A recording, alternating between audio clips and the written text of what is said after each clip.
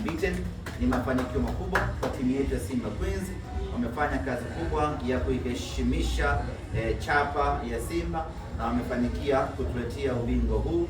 Sisi kwetu ni faraja kubwa kweli kweli, na kwenye ubingwa huu kuna pointi 6 za Yanga Princess, maana tuliwafunga na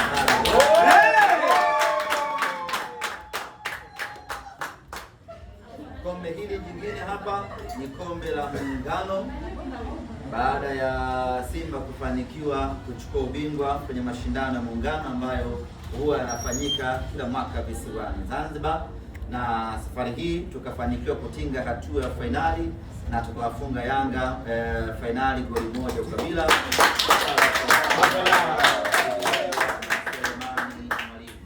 Ni mafanikio makubwa kwa upande wetu.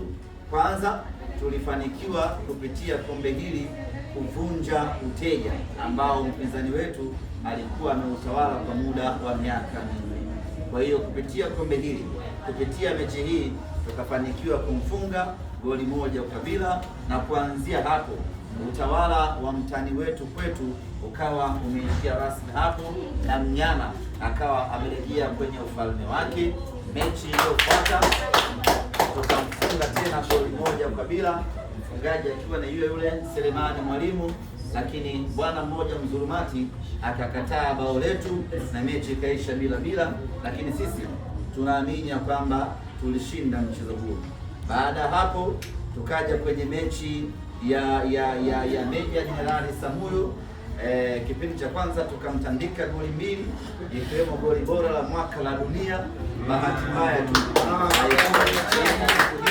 akachomoa goli hizo 2, ikawa ndio salama yake. Lakini kwenye kombe hili tumempasua mtani wetu goli 1 safi kabisa. Kombe hili tumechukua Pemba kwa kumfunga Azam, na kombe hili tumechukua Unguja kwa kumfunga Yanga. Kombe hili waliunganisha nguvu timu mbili, lakini wote tuliwafunga. Kwa hiyo kombe hili lina ukubwa wa kipekee kwa sababu tumezifunga timu mbili kwenye hatua. Na kombe la mwisho hapo ni kombe la mashabiki wa Simba Sports Club.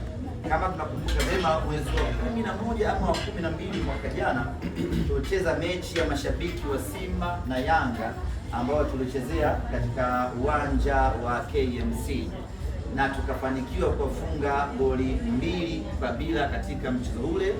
Wakasusa, wakataka kutoa timu uwanjani, tukawaambia hapa atoki mtu mpaka afe, lakini hapo tuwafunge. Tukawafunga goli 2 safi kabisa.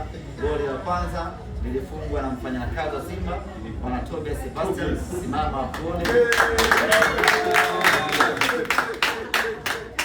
Alipiga free kick moja ya hatari kweli kweli kama za chama zile. Kwa hiyo tukamnywa goli 2 kwa bila, tukapata kombe hili. Kwa hiyo haya ni